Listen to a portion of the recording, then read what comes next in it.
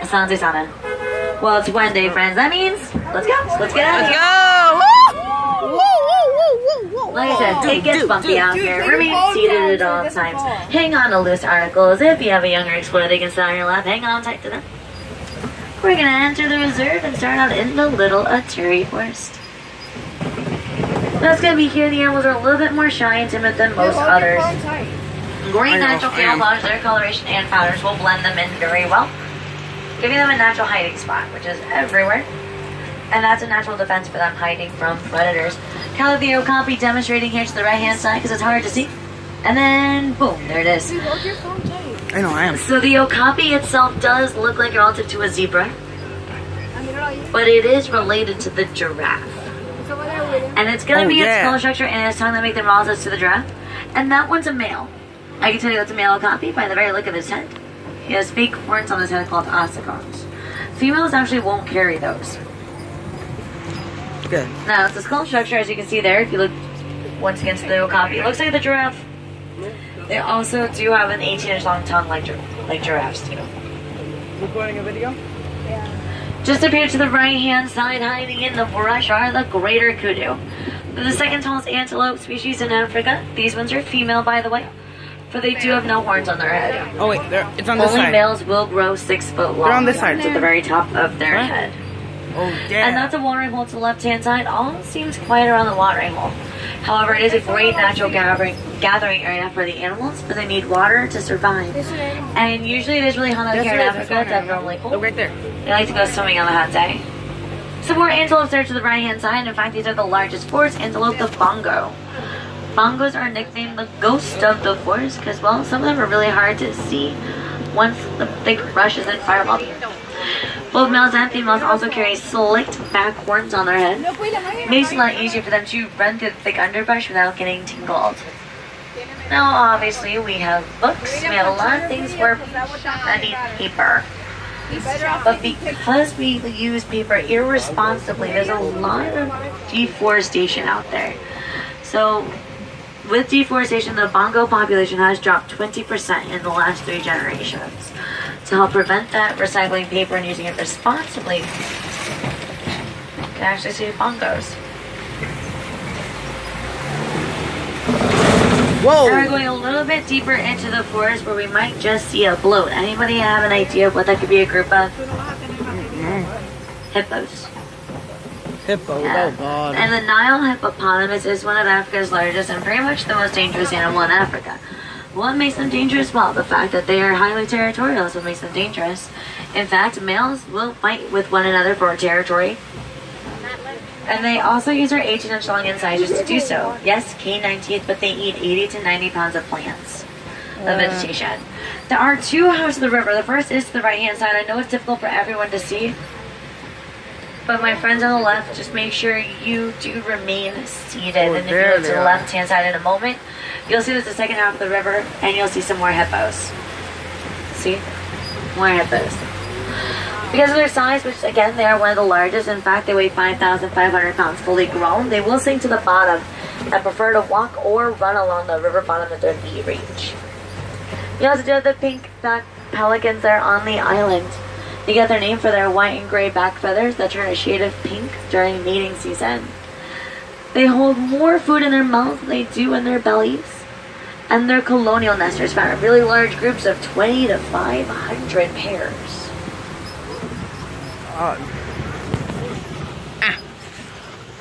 Really hard to keep the camera still. I'm gonna send this to YouTube. Check it by the waterfalls. I don't see any more hippos, but I see the Nile crocodile. Which Nile crocodiles are the largest species of crocodilian. They weigh up to 500 pounds, and they're 16 to 20 feet long in length. Their jaws will apply 2,000 pounds of pressure per square inch, yet female crocodiles will roll around the eggs in their mouth to make the shells a little bit softer to help out their babies. But they do have a lot of teeth. They have animals larger than themselves like wildebeest and zebras. And they're faster than my truck at 10 to 12 miles an hour, and on a good day we barely reach 8 miles an hour. We're just gonna get along out of here.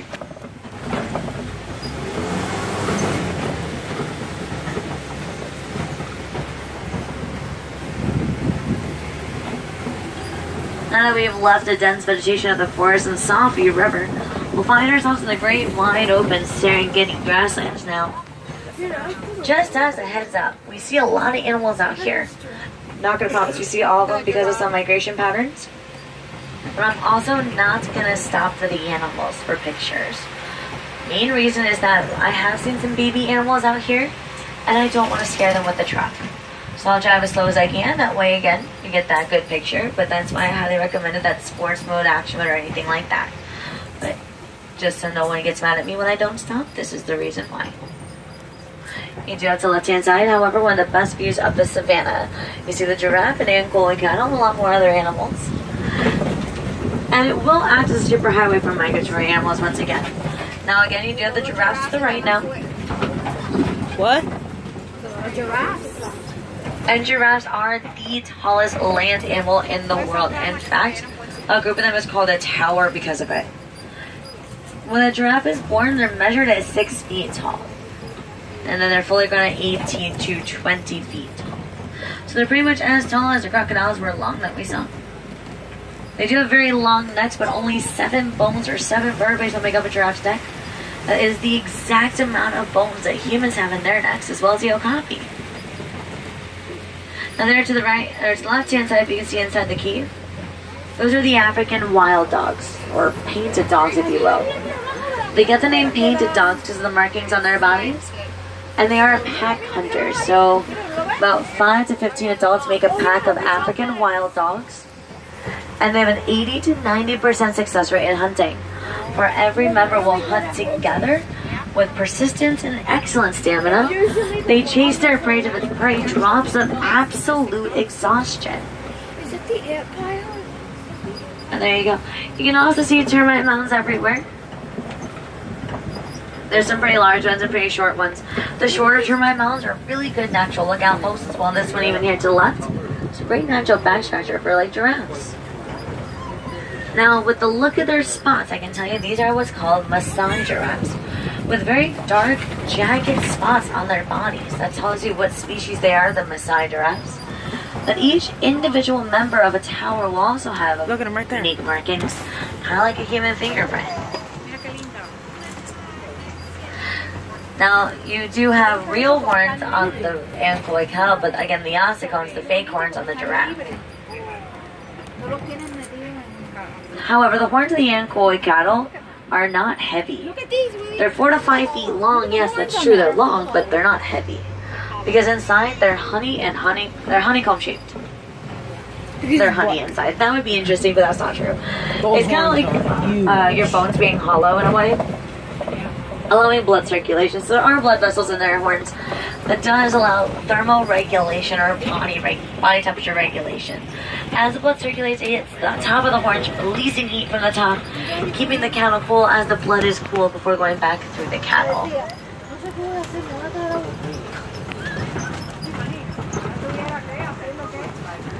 Now it looks like there to the right hand side, you're going to see 2 different animals, the white-bearded wildebeest, which are the gray animals, and the springbok, which are the very small antelopes out there. Yeah, I see the antelopes. The springbok way back there get their name because they can spring into the air 6 feet and 13 feet before the running start. That is going to be called the pronking to stay clear of their predators. While there's a lot of white-bearded wildebeest, and that's because they are one of the world's largest migratory animal species, where typically up to 1.5 million of them can travel 500 to 1,000 miles a year all together. But again, there are safety in numbers. Why is always some shit? Not always. It's my first time riding this. Now, friends, we are nearing some elephant territory, which means we just need to keep a sharp eye to see if we can see any elephants and monkeys. Monkeys? In fact, I see an elephant up ahead, but I wasn't kidding about the monkeys. Oh. Monkey Point is out here to the left-hand side, just across from the red clay pit entrance.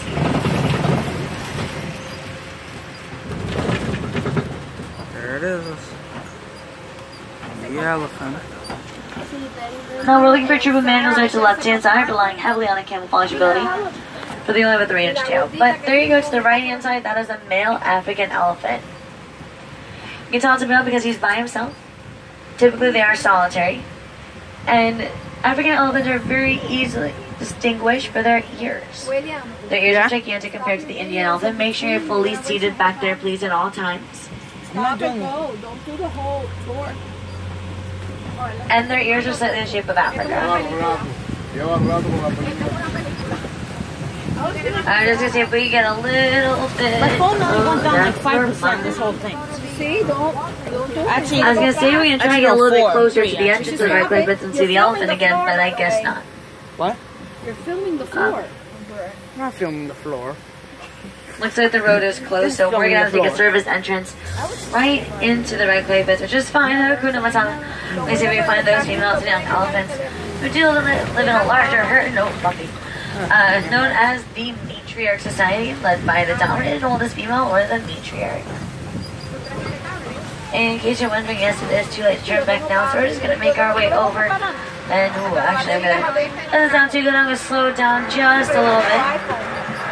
Hopefully we make our way over safe and sound. We are halfway over, so I mean, that's a good thing.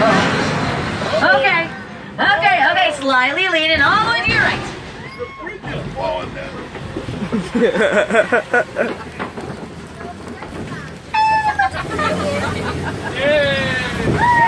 Yay! Well, I'm glad y'all are cheering because I'm over here crying. Is everyone at least okay back there? Is that why we're cheering, that we're safe and sound? Yes, okay, cool. Thanks for asking. Yes, I'm okay. Don't need a new costume or anything. It's fine. Another elephant. Elephants. Again, females and young elephants live in a larger herd known as that Matriarch Society. We finally did make it way through the red clay pits. Yes, safe and sound. Again, I'm fine. Thanks for asking. I'm okay, thank you. But they made their way out here. Now, just so you know, Harambe is a village that exports a lot of burlap. They're drying a lot of burlap on their reserve right now, so they can export it later. So that's why we're getting a lot of burlap. Just behind them, we're getting the elephants.